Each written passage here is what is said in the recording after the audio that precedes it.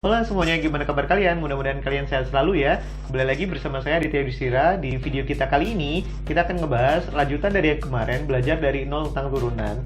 Terakhir, kita udah ngebahas tentang turunan trigonometri ya.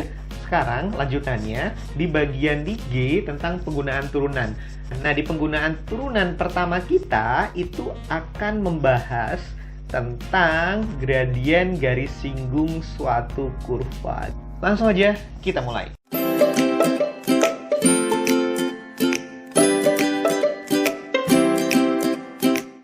Halo anak-anak. Langsung aja bro ya. Kita bahas asalnya gimana caranya mencari gradien garis singgung suatu kurva kalau bisa menggunakan turunan.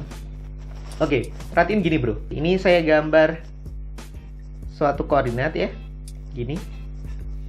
Oke, mudah-mudahan bagus ya. Gambar suatu koordinat. Ini akan saya gambar kurvanya. Jadi ini saya jelasin dasarnya ya bro ya. Saya jelasin dasarnya. Ini kurva Y sama dengan Fx gitu. Mudah-mudahan saya jelas untuk neranginnya ya. Nanti kalau misalkan nggak jelas komen aja gitu. Bukan kalian yang nggak paham, tapi saya yang nggak jelas neranginnya. Oke, misalkan ada suatu titik di sini. Ini titiknya kita sebut aja titik P ya. Ini C, X-nya C, berarti kalau Y-nya berarti dimasukin aja FC berarti ya. Gitu. C, FC itu X, Y-nya. Oh iya, kita bedah satu persatu dulu dari kata per katanya ya. Tadi lupa bahwa di sini ada gradien di kelas 8 itu kemiringan suatu garis ya. Atau slope, kalau di bahasa Inggris juga bisa diartikan slope gitu, atau kemiringan atau lereng, sama aja deh ya. Kemudian garis singgung. Nah, garis singgung itu apa? Ada yang bilang garis singgung itu garis yang menyinggung kurva di satu titik. Tapi dari mana kita tahu bahwa itu di satu titik?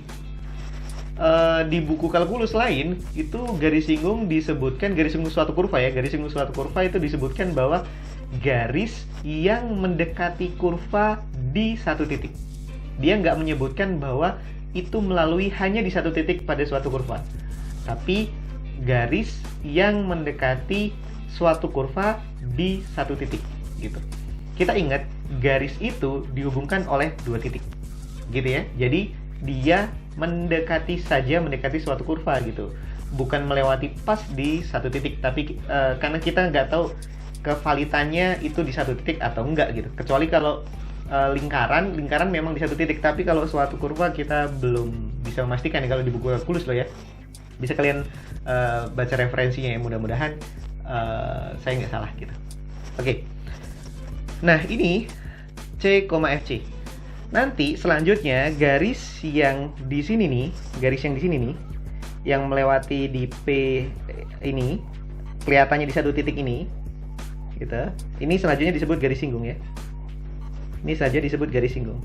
Nah, P-nya nanti itu yang mendekati P ini, mungkin ada titik lainnya di sini, kita belum tahu ya asumsinya. Ini disebutnya titik singgung. Ini titik singgung gitu, yang saya pakai tulis orange itu ya, mudah-mudahan kelihatan ya. Lalu, nah kita kan nggak tahu kevalitannya tadi itu di satu titik atau enggak. Ini tadi, mana tadi ya itemnya? Oke, ini dia nih. Nah, misalkan ada suatu titik Q di sini tadi, titik lainnya. Tadi kan garis itu minimal dihubungkan oleh dua titik. Garis itu minimal dihubungkan oleh dua titik. Ini Q koordinatnya ya. Q itu mendekati bergerak. Q itu bergerak. Jadi itu bergerak mendekati P. Nah, mendekati P. Jadi ini gerak semakin mendekati di titik P itu ya, di titik yang dilewati oleh garis orange. Nah, misalkan ini ada kita hubungin P dan Q dengan garis lain, saya pakai tinta ungu. Oke, tinta ungu. Nih, mudah-mudahan ini bagus ya, ini. Oke, ini dia. Ini garis yang menghubungin P dan Q. Gitu. Nah, perubahan ini kan mendekati terus, ini mendekati Q-nya, mendekati jalan ke P gitu. Nah, ini itu nih saya gambar segitiga itu. Oh iya, ingat gradien itu kan perubahan tegak delta Y rise gitu kalau di bahasa Inggris, dibagi dengan delta X atau run-nya. Delta Y selanjutnya, kan delta Y itu juga bisa Y2 mini 1. Dalam hal ini, Y2-nya adalah titik Q. Saya tebelin ya, atau nggak usah ini. Y dari Q gitu, dikurang dari Y dari P, per X dari Q, dikurang dengan X dari P. Nah, atau ini delta Y-nya, ya, ini delta Y-nya, itu, ini delta X-nya, gitu. Delta X-nya saya pakai simbol apa ya? Delta X-nya saya pakai simbol H. Misalkan delta X-nya pakai simbol H. Karena delta X-nya adalah H gitu, maka X dari Q adalah C plus H. Gimana taunya Bang? Kok bisa C plus H gitu Bang? Ya ini kan C ditambah dengan delta X-nya. Delta X-nya adalah H, yang ini, sejajar sumbu X ini. Ya kan? Ini berarti C plus H. Lalu Y dari Q, karena X dari Q-nya udah ketemu, maka Y dari Q, mencari Y ya tinggal masukin aja X-nya. Jadi ini F dalam kurung C plus H gitu. Itu mencari koordinat dari titik Q, X Q dan Y Q. Nah, karena hanya mendekati 0 gitu nanti, ya kan wajib hanya mendekati 0 gitu, karena ini kan bergerak semakin mendekati P, sehingga nanti delta X-nya akan mendekati 0 gitu. Delta Y-nya pun begitu juga gitu.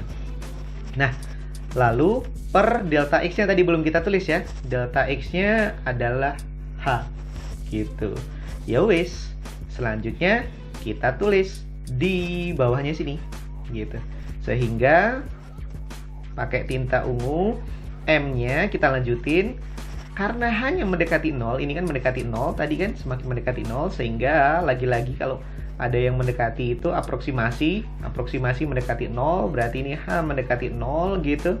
Y dari Q tadi adalah F C plus H gitu, dikurang YP-nya adalah FC gitu, dikurang FC per H. Nah, ingat nih, ini lambang apa nih? Ini lambang apa nih? Nih, ini lambang apa nih?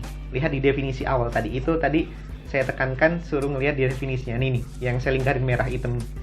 Ternyata itu adalah F aksen dari X. Jadi kalau ada lambang limit H mendekati 0 dari Fx plus H dikurang Fx dibagi H, itu adalah F aksen X. Gimana kalau dia pakai C? Artinya dia ya tinggal aja F aksen C gitu. Sehingga jadi M-nya adalah F aksen di C gitu. F aksen di titik singgungnya. Udah ini dapat. Gitu. Itu kenapa asal muasal gradien garis singgung dari turunan gitu. Dari turunan kurvanya baru dimasukin X-nya. Jadi turunin kurvanya, turunkan kurva, lalu substitusikan X-nya gitu. Substitusi X-nya. Nah, itu gradien gitu. Itu gradien. Tuh, gradien garis singgung kurva. Gitu ya, asal muasal gradien dari garis singgung kurva. Oke, karena itu udah tahu, sekarang lihat di halaman 14, contoh soal.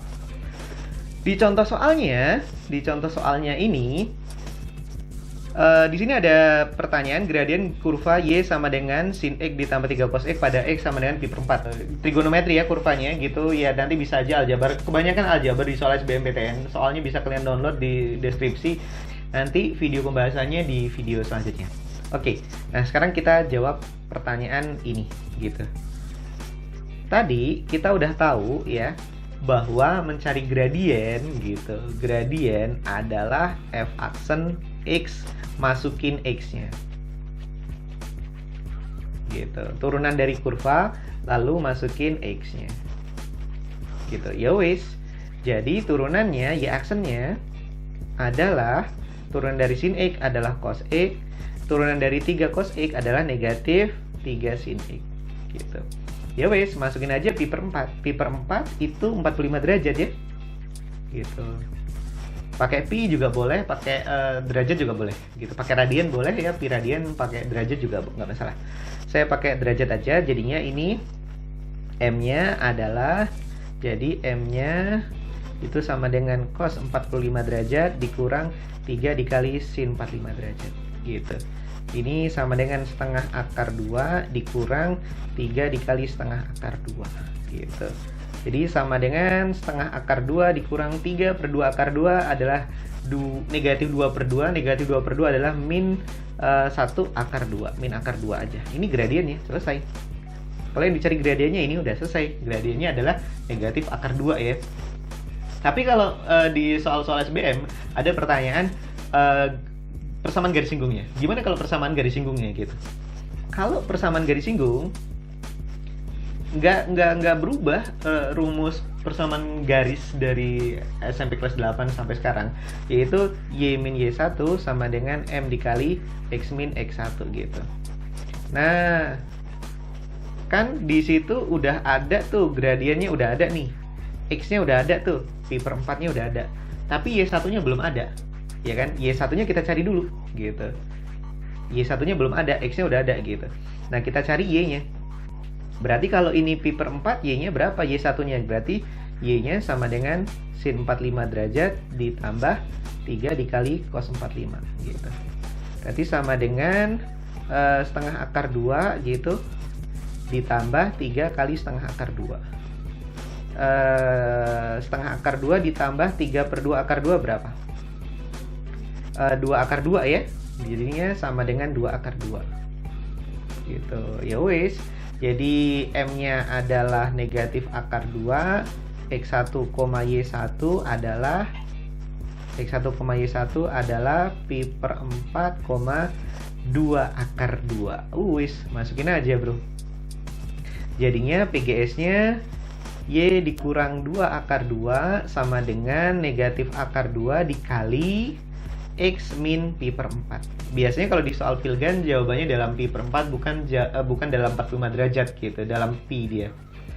Jadinya ini Y dikurang 2 akar 2 sama dengan negatif akar 2X ditambah pi per 4 akar 2. Biasanya ditulis dalam bentuk umum atau biasanya juga dibuat Y sama dengan, kalau dibuat Y sama dengan, sehingga ini min akar 2X ditambah pi per 4 akar 2 ditambah 2 akar 2. Udah cukup gitu. Tinggal cocokin dengan Pilgan biasanya nanti kalau di Pilgan. Oke, itu contoh soal tentang gradien garis singgung dan mencari PGS-nya. Dan teorinya seperti ini, asal muasalnya. Itu penggunaan turunan tentang gradien garis singgung kurva. Nanti di video selanjutnya kita akan ngebahas soal latihannya. Soal latihannya bisa kalian download di deskripsi. Mungkin saya bikin 20 soal ya. 10 gitu, 10 yang pertama, nanti 10 yang kedua soal UTBK, UTL UGM dan SIMA UI. Lalu ada maksimum minimum, penggunaan turun yang berikutnya maksimum minimum, kemudian fungsi naik, fungsi turun, pemolokan fungsi, titik belok di video-video setelahnya gitu. Oke, cukup untuk video kita kali ini. Tetap jaga kesehatan dan ciao.